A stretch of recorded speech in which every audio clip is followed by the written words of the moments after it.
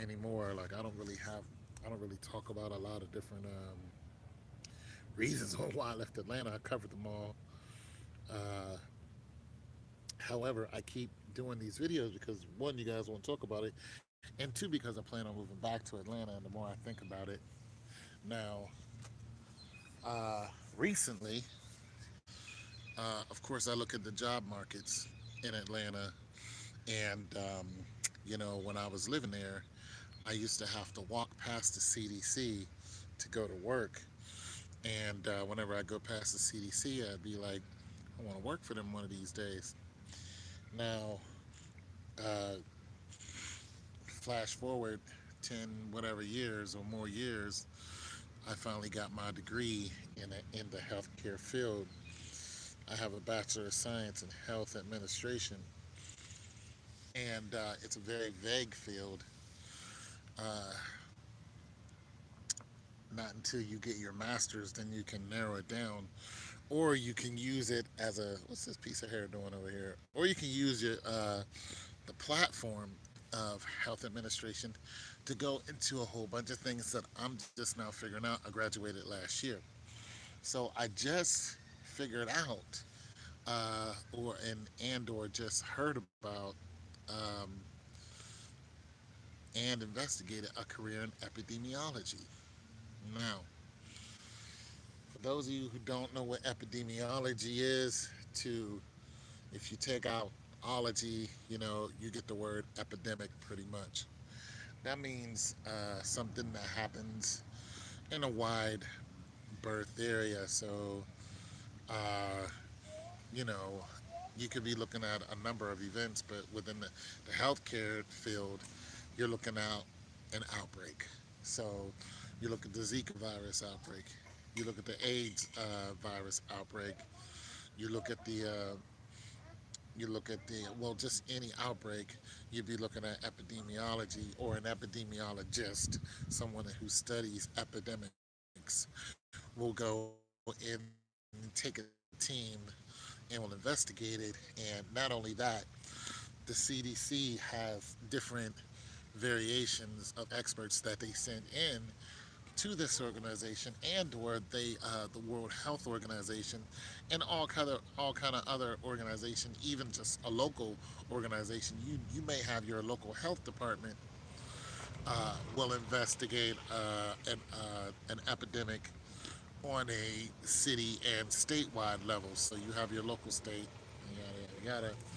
Then it grows to, of course, to you get uh, to where if something is all over the place, as in worldwide, then it becomes pandemic. So now the scale of pay for the scale for pay for epidemiologists varies from uh, it varies. Okay, so the way the CDC has recently put out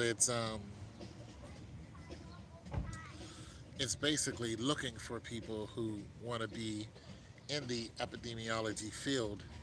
So what it did was it asked for people who had a bachelorette's, master's, and or a doctorate's. And when it did, it told you what your rate of pay is going to be, and it also told you uh, where you're going to go.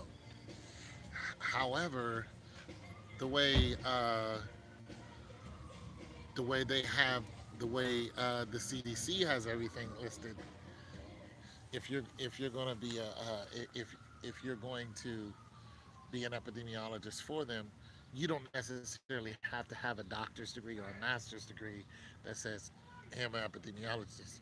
You just have to have something basically in public health. A lot of people start off in public health and go ahead and climb that ladder, and then get a master's in epidemiology, so they become an epidemiologist. And then some people go ahead and get a doctorate.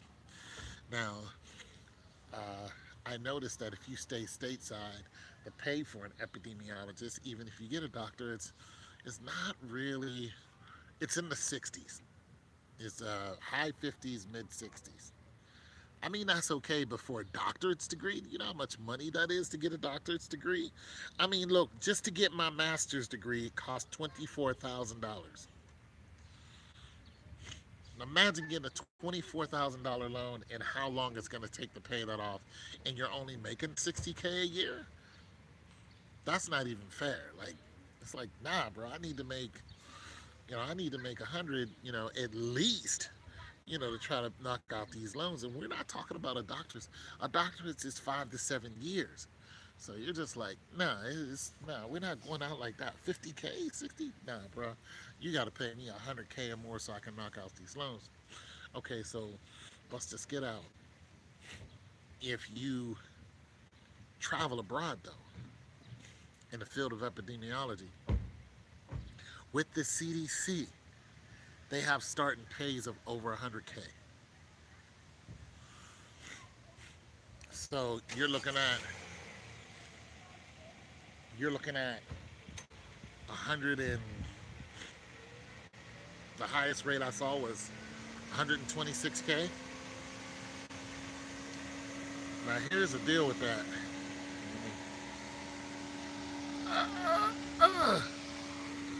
This is too much noise. All right, so here's the deal with that. If you're doing 126K, it's high risk. You know what I'm saying?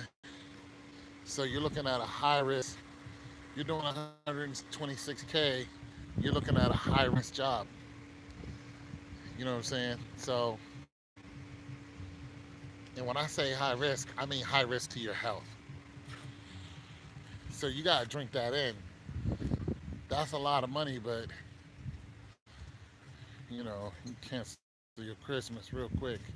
So you gotta think: do I want to stay safe, or do I want to take the chance? You know, some places they're sending you into. One of them was Peru.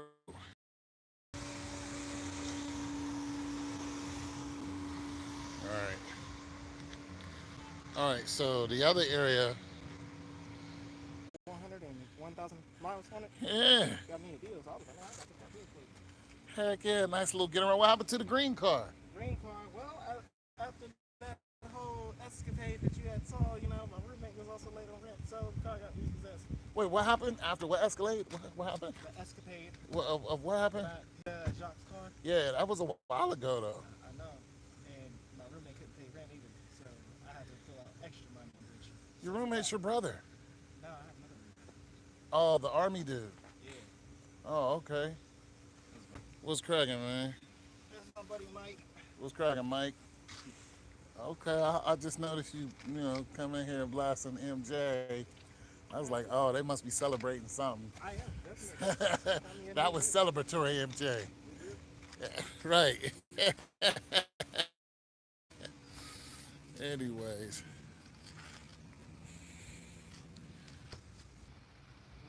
Not my kind of thing. This one. what, cleaning cars? No, not cleaning cars. It's just like, Uh, I got a